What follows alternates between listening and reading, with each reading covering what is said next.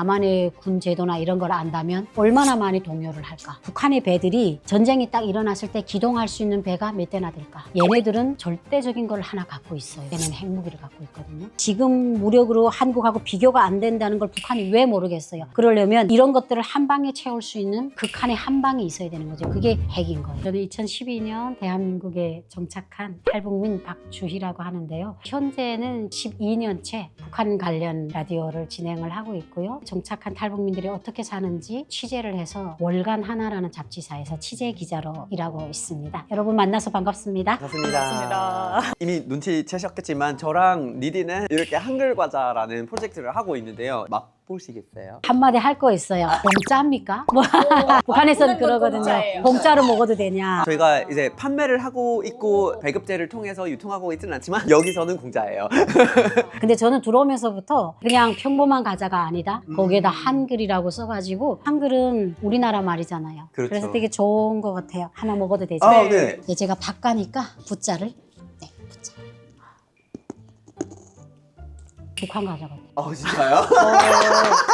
여러 가지 맛이 아니라 담백해요. 한국 과자들은 먹을 때는 고급스럽고 좋은데 과자라는 건 자고로 좀 단단한 맛이 있어야 돼요. 근데 딱 씹었는데 북한에서 먹었던 손가락 과자 맛이 젓가락 과자. 이렇게 단단한 과자 맛. 그리고 북한도 이렇게 글자처럼 만든 과자는 없는데 꽃이나 붕어, 권총, 구남 이렇게 해서 만드는 과자가 있었는데 와 진짜 너무 재밌다. 근데 한 개 먹으면 안 된대요. 여러분이 북한 과자가 어떤 맛인지 궁금하시면 한글 과자를 한번 맛보시는 걸로. 북한에서 나오는 고급 과자 마지막에 약간 마늘 향이 나요. 네, 마늘 마늘빵 맛이에요. 맛. 네. 너무 맛있어요. 감사합니다. 갈 때 사가지고 먹고요. 저도 과자를 좋아하진 않는데 이 과자를 보니까 먹어야 되겠어요. 너무 맛있는 것 같아요. 근데 이러다가 우리가 북한 과자라는 오해로 북한 기사나는 거 아닌가요? 북한 맛. 그나저나 오늘은 조금은 더 이슈성이 있는 얘기인 것 음. 같아요. 오늘은 북한하고 한국의 군사 관련해서 얘기를 나눠보려고 합니다. 요즘 뭐 북한 군대에 대한 얘기 워낙 많은데 최근에 어떤 북한군에 대한 들은 얘기가 있으세요? 세계적으로 이슈가 되잖아요. 러시아 전쟁에 참전한 걸. 근데 북한 매체는 공식적으로 밝히지 않았어요. 근데 이제 진짜요? 대북 소식통들이 전해오는데 이제 사실 대북 소식통들이라는 게 확인을 우리가 할 수가 없는 거예요. 그 안에서 있는 카더라예요. 그러니까 이게 맞을 수도 있고 틀릴 수가 있다는 그걸 전제하에 깔고 봐야 돼요. 북한 당국이 자 우리의 용맹한 군인들이 러시아 전쟁에 가서 죽었습니다 이렇게 밝힐 수는 없잖아요. 그렇게 말하면 안 되겠죠. 근데 이게 북한 내부에서 모를 수가 없어요. 탈북민들이 있고 탈북민들이 가족하고 연결을 하고 그리고 또 몰래 라디오를 듣는 사람들이 있다 보니까 군 내부에서 군인들이 어떻게든 그런데 자기네가 지목되지 않았으면 우리는 남한 기준이나 세계 기준으로 볼 때 야 너 파병 가시오. 저 안 갈 건데요. 북한은요 이 부대를 딱 찍어가지고 가시오 하면 가야 돼요. 그러니까 운인 거죠. 최근에는 대북 매체들이 소식을 보니까 북한 군인들 속에서 애를 한다고 해요. 손가락을 자르고 이래가지고 총을 쏘려면 이걸 하고 있어야 되니까 그런 현상이 나타나고 또 사망자, 전사자 가족들을 북한 당국에서 몰래 평양에 불러가지고 전사증을 주고 앞으로 이 전쟁이 끝나면 이 가족들을 평양에 거주할 수 있는 권한을 주겠다. 이렇게 암암리에 물밀 작업을 한다. 이런 기사들이 나와 있는데 사실인지는 아직은 모르겠어요. 한국에 와서 군인들을 처음 만나봤을 네. 때 어떤 느낌이었었어요? 한국 군인은 군복 자체가 고급스러웠어요. 키가 크고 피부가 달랐어요. 북한 군인들은 매스컴에서 보면 짭짤하고 먹지 못해서 뼈가 앙상하고 했는데 한국 군인들은 되게 군인이라기보다는 그냥 군복 입은 멋진 사람들 그리고 안경을 껴서 놀랐어요. 우리 북한 매체를 보면 북한 매체 안경 낀 군인이 없어요. 근데 남한에 오니까 군인들이 다 안경을 낀 거예요. 그래서 제가 걱정을 했어요. 정착 초기는. 안경 끼고 어떻게 군복무를 하지? 이게 굉장히 다르네요. 인도에 군인 문화가 없어요. 그러니까 오. 강제로 가야 되는 게 아니에요. 가고 싶은 사람은 갈 수는 있겠지만 무조건 가야 된다 이런 건 아니라서 한국에 처음 봤을 때 지하철에서 군인 뭐 5명? 그냥 이렇게 있는 거예요. 지하철 안에. 나만 모르는 무슨 일이 생긴 건가? 뉴스를 다 찾아보고 어디 무슨 일이 생겼냐, 이 지하철에 지금 왜 군인이 있냐, 이 지역에 뭐 있냐 이런 거 찾아본 기억이 있어요. 왜 거기 있는지 모르니까. 저도 약간 비슷한 맥락은 있었던 게 영화관에 CGV 가는데 군인이 있는 거예요. 이게 말이 돼? 약간 처음엔 불안했어요. 영화관에 가면 있고 식당에 가면 있고 야 저 사람은 자기 초소를 이탈했는가? 저거 경찰이 신고해야 되냐? 이 정도로 저거 불안했어요. 근데 지금은 괜찮아요. 이제 제도를 아니까. 타일러님은 어땠어요? 지역마다 가끔씩 돌아다니다가 한 20명에서 10명 정도 큰 무리의 군복을 입고 돌아다니는 사람들이 보일 때가 있어요. 그 모습을 보고 젊은 애들이 많구나라는 생각이 들었고 군 의무를 완료했는지 안 했는지 이런 거 관련된 이력서상의 용어들이 있어요. 군 가산점 이런 거. 근데 그런 거 보고 상당히 대중적이구나. 의무제니까. 미국은 의무제가 아니거든요. 대부분의 군인은 그거를 커리어적으로 선택을 한 거예요. 그런 점에서 되게 많이 다르게 느껴졌어요. 북한은 군대를 가야 되는 거죠. 의무제죠. 그렇죠. 신성한 의무이죠. 상당히 오랫동안 가야 되는 걸로 알고 있어요. 그래도 병종에 따라 좀 달라요. 네. 옛날보다는 좀 줄었는데 지금은 뭐 8년, 10년, 13년 어떤 부대냐. 저는 한국에 와서 한국의 군대도 그렇게 하는 줄 알았는데 제가 처음에 왔을 때는 1년 8개월 우리의 동생도 군대 갔고 이 나라에서 숨을 쉬고 살려면 당연한 거라고 생각하고 10년 동안 나라를 지키는 것에 대해서 길다 이런 생각을 못 해봤거든요. 그게 출발점이었는데 예, 출발점이었으니까. 근데 여기 왔는데 휴가가 너무 많은 거예요. 막 1년에도 몇 번씩 나오고 북한은 휴가가 잘 없어요. 휴가가 제도적으로는 있어요. 제도적으로 예, 있어요. 제도적으로 있는데 안 가죠. 그래요? 예, 왜 그 안 정세가 긴장됐다고 또 안 보내고 휴가를 갔다 오면 자기 직속 상관한테 뭘 또 고해야 되니까 우리가 미국 여행을 가면 미국에서 누군가를 선물을 사다 줘야 되고 그런 것들이 있으니까 제도는 있어요. 기업에서 연차 안 쓰는 거랑 비슷하네. 예, 맞아요. 그쵸? 그러다 보니까 타일러님 요즘에 기업에서 연차 많이 씁니다. 제일 놀랐던 게 한국 군대는 돈을 준대요. 월급을 준대요. 오마이갓. 그리고 부대 안에서도 군 복무를 하면서 자격증을 따요. 북한에도 월급 제도는 있어요. 근데 그게 이제 국정 가격으로 책정되다 보니까 쌀 한 킬로 가격도 안 되는 데다가 정상적으로 되진 않는데 많은 탈북민들이 와서 북한은 휴가도 없고 월급도 없어요. 있어요. 받아 못 봤으니까 없다고 하는데 제도상으로는 다 있어요. 그때 느꼈어요. 우리 고향에 있는 젊은 아이들 고등학교 때 군대 갔던 애들이 제대돼 오니까 다 할아버지가 돼서 온 거예요. 10년, 13년을. 그런 걸 봤을 때 북한 군인들이 이게 나만의 군 제도나 이런 걸 안다면 얼마나 많이 동요를 할까. 자기네가 진짜 누구를 위해서 어떤 대우를 받으면서 희생하는지를 비교를 안 해보면 몰라요. 이게 그냥 세상 전부라고 생각하는데 저는 이제 한국에 왔으니까 그게 비교가 되는 거고 우크라이나 군에 포로된 북한 군인이 20살이고 제 아들 또래인 거예요. 저 펑펑 울었어요. 그걸 바라봤을 때 어떤 사람은 호기심으로 볼 수 있지만 저같이 그 나이 또래 자식을 둔 엄마는 내가 탈북을 안 했다면 저 아이가 우리 아들일 수도 있고 우리 아이가 드론에 맞아서 시신도 없이 타양에서 가루가 됐겠구나 이런 생각하니까 이게 막 울컥하는 거예요. 그러니까 그런 의미에서 보면 북한 군인들 너무 불쌍하고 진짜 너무 안 됐고 마음이 아픈 것 같아요. 북한에서 오랫동안 군인 생활을 하신다고 했잖아요. 만약에 북한 군인이랑 한국 군인 1대1로 붙는다면 누가 이겨요? 직선적이면서도 좀 재밌는 질문인데 그건 해봐야 되죠. 네, 왜냐하면 북한 군인을 얕잡아 보지도 말아야 돼요. 아무리 그 공급이 낮은 북한군에서 아파트를 짓고 군인이 농사를 짓고 이래도 동계훈련, 하계훈련은 무조건 참가를 해요. 우리나라는 군인이 훈련을 1년 반을 하지만 북한은 10년을 한단 말이에요. 사람이 자주 반복되면 체력적으로나 이런 것들이 준비가 돼요. 정신력으로도 버텨요. 그게 북한이거든요. 그렇기 때문에 북한에서 10년을 군복무하면 내가 나가서 농사를 지어도 정신력은 차 있단 말이에요. 그 정신력으로도 버틸 수 있는 에너지가 있는 거죠. 그러니까 이거는 장담할 수가 없는 것 같아요. 러시아 우크라이나 전쟁에서도 마찬가지잖아요. 러시아가 치고 들어가면서 사람들이 다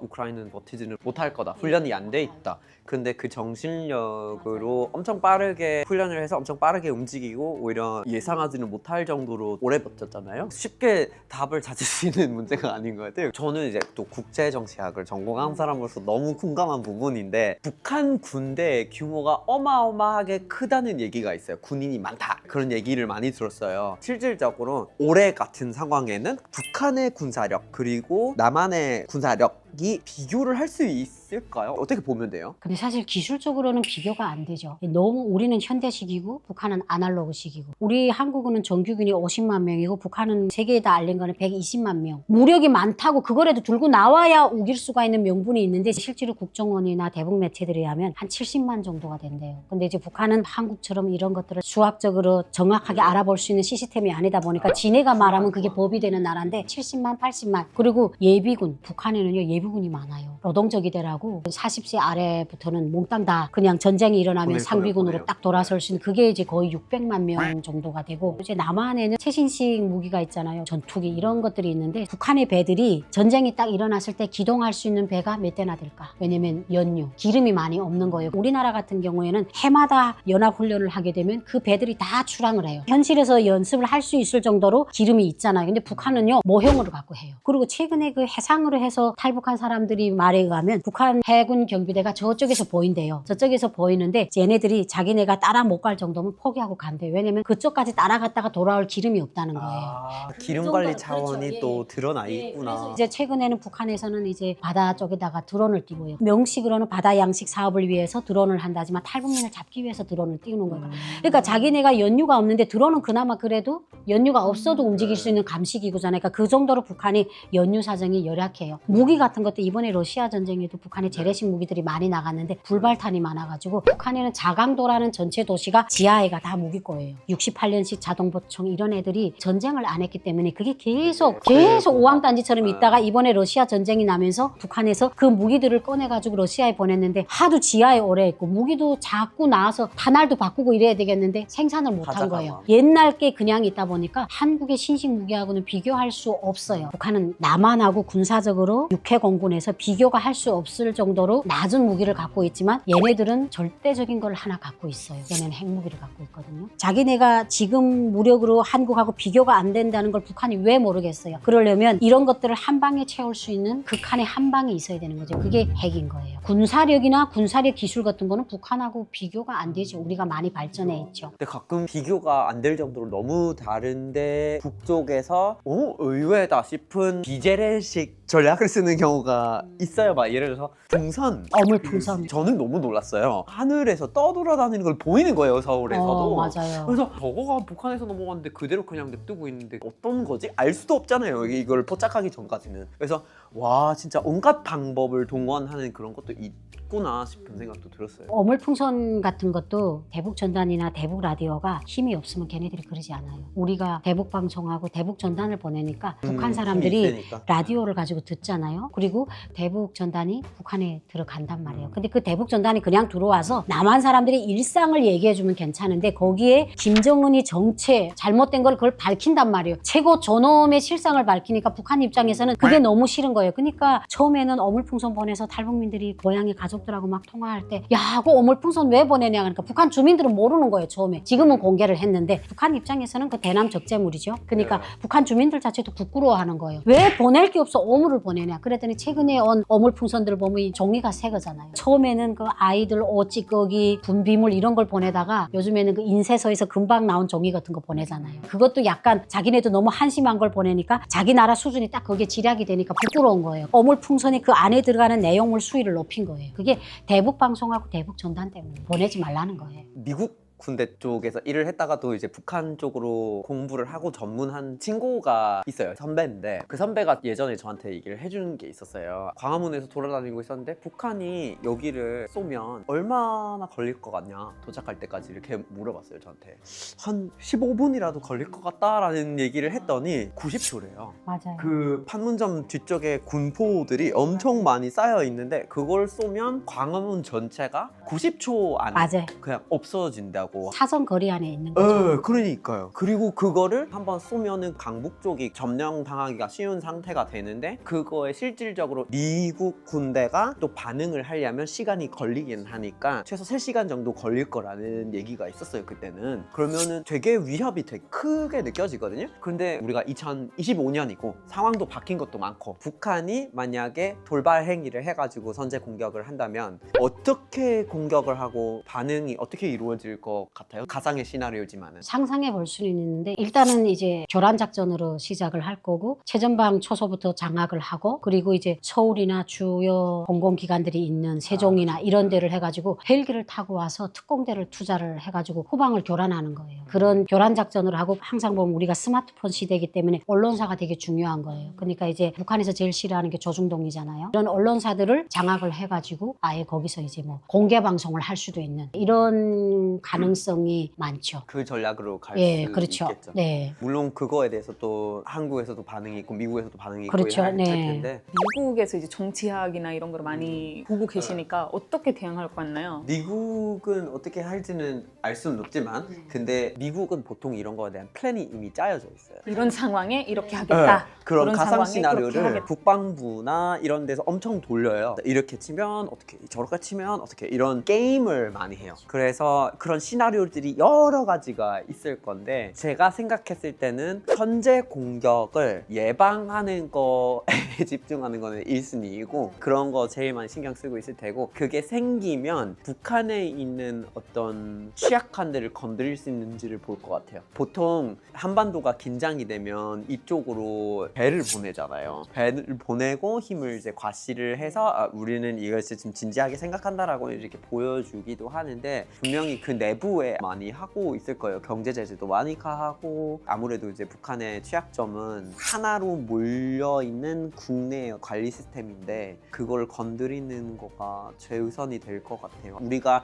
여태까지 사실은 전쟁에서 많이 보지를 못한 사이버 쪽이라든지 이런 거는 좀 많이 생기지는 않을까라는 생각이 들어요. 가상만으로 들어봐도 전쟁은 일어나지 말아야 되겠다는 생각이 또 드는 것 같아요. 가상 자체도 하기가 싫은 것 같아요. 그렇죠. 네, 어떤 이유로 전쟁이 일어나든 전쟁이라는 거는 서로에게 손해가 되는 어떻게 보면 멸망을 재촉한다는 생각이 들어요. 최근 뉴스에서 봤을 때 전년 대비 탈북민이 늘어났다는 뉴스 본 적도 있고 전문직이나 고위직 탈북민들이 늘어났다는 것도 있는데 사실인가요? 그리고 왜 그럴까요? 간단해요. 북한이 막혔으니까 북한이 아닌 다른 곳에 사는 사람들만이 올 수 있으니까. 코로나 장기화가 되면서 북중 국경이 중국이 아예 더 많이 막아놨어요. 그리고 북한도 국제기구의 지원을 못 받기 때문에 그 안에서 코로나가 발생할 경우에는 아비규환이 되는 거예요. 우리처럼 국제사회하고 소통을 해가지고 백신이나 이런 걸 안 받겠다잖아요. 그러니까 딱 폐쇄를 하다 보니까 북한이 중국에서 넘어오는 새까지 잡았어요. 국경경비대를 시켜서. 그만큼 이제 북한이라는 나라를 초롱성으로 만들었어요. 근데 이제 중국 자체도 북한하고 계속 묻어가니까 북송 문제 때문에 국제무대에서 자기네가 인권을 침해하는 나라로 되니까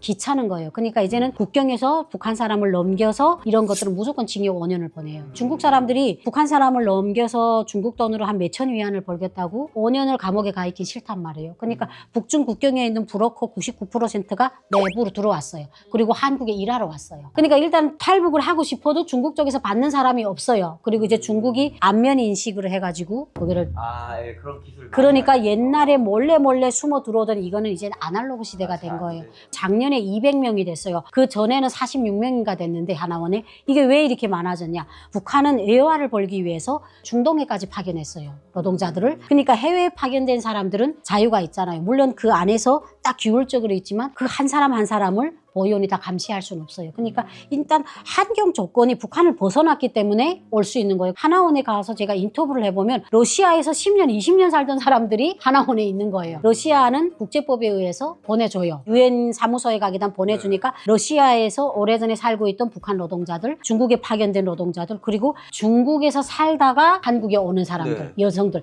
그분들이지 북한에서 오리지널로 직행으로 넘어온 사람은 한 분도 없는 거예요. 그러다 보니까 사람들이 이게 이제는 국경을 통해서 가긴 불가능하구나. 그러니까 요즘 계속 항해도 쪽으로 해가지고 바다를 해서 들어오는 사람들이 있어서 요즘에 뭐 북한에 그런데요. 이게 항해북도나 강원도 쪽에 이사를 가야 되나? 이럴 정도로. 왜냐면 이제는 압록강과 두만강을 통해서 탈북이 불가능하다는 걸 북한 주민들이 아니까. 그러면 어디가 좋냐? 바다나 이런 데를 넘어서밖에 올 수 없어요. 근데 아마 제 생각인데 많은 사람들이 시도를 했을 거예요. 근데 여기 도착한 사람들은 그나마 살아서 들어온 사람들이고 바다라는 게 망망대해잖아요. 그래서 작년에 쿠바 대사 이일규 참사가 얘기한 게 네타이르맨 꽃집이다. 북한 사람들은, 북한 주민들은 외국에 나가 있어도 국가에서 보장해 주는 게 너무나 적은 거예요. 월급이랑. 그러니까 이 사람들이 어떻게 하겠어요? 그 나라에 가서도 외교관이면서 장사를 해야 되는 거예요. 그래서 장사를 해서 다음가 국가에 돈을 많이 보내면 믿는 일꾼이고 잘 못 보내면 호출해가지고 감옥에 보내고 이러니까 이일규 참사도 여러 가지가 겹쳐서 온 거잖아요. 환경적 요인에서부터 북한을 직접 빠져나오기는 이제는 100% 불가능하고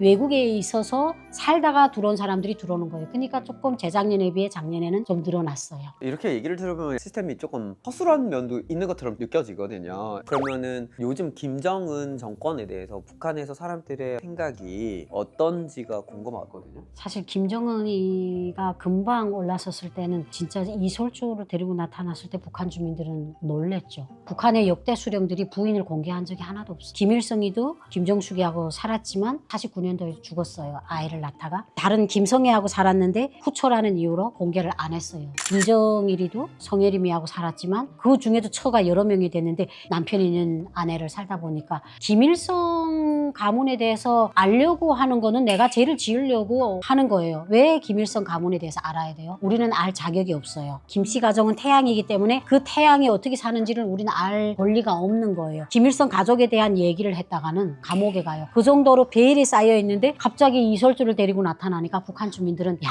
드디어 이제 이 나라도 변화가 오는구나. 그것도 팔을 끼고. 그래서 처음에는 사실은 김정은이를 독재자 대통령이라는 인식보다는 한 아내의 남편, 한 아이의 아빠, 이런 되게 좋은 이미지, 친근한 이미지를 하고, 또 김정일이가 수령을 하면서 신년사를 한 번도 안 했어요. 근데 김정은이가 했어요. 육성으로 들려줬어요. 아, 이제야 제대로 되는구나. 우리는 김일성의 말은 많이 들어봤는데 김정일은 말을 못 들어봤어요. 거의. 약간의 리더십이 보였다. 예, 그러니까 약간 다르다. 선대 수령들하고는 다르다. 젊었다. 이러니까 젊은 아이들이 막 더 좋아했는데, 그걸 깨는 계기가 장성택 처형이었어요. 우리가 생각하기에는 고모부라는 게, 하나밖에 없는 고모부라는 게 얼마나 가까운 친척이에요. 근데 그 고모부를 총살하니까 사람들은 장성택이가 뭘 잘못했겠구나 이런 생각은 하면서도 공포스러운 거예요. 가족을 저렇게 쏘는데. 그러니까 약간 저 사람한테는 김정일이나 김일성한테는 없었던 공포스러움을 느낀 거죠. 그리고 뭐 간부들을 잇따라 막 처형하고, 근데 네, 그거는 사실은 김정일, 김일성 때도 있었어요. 그래서 북한 주민들은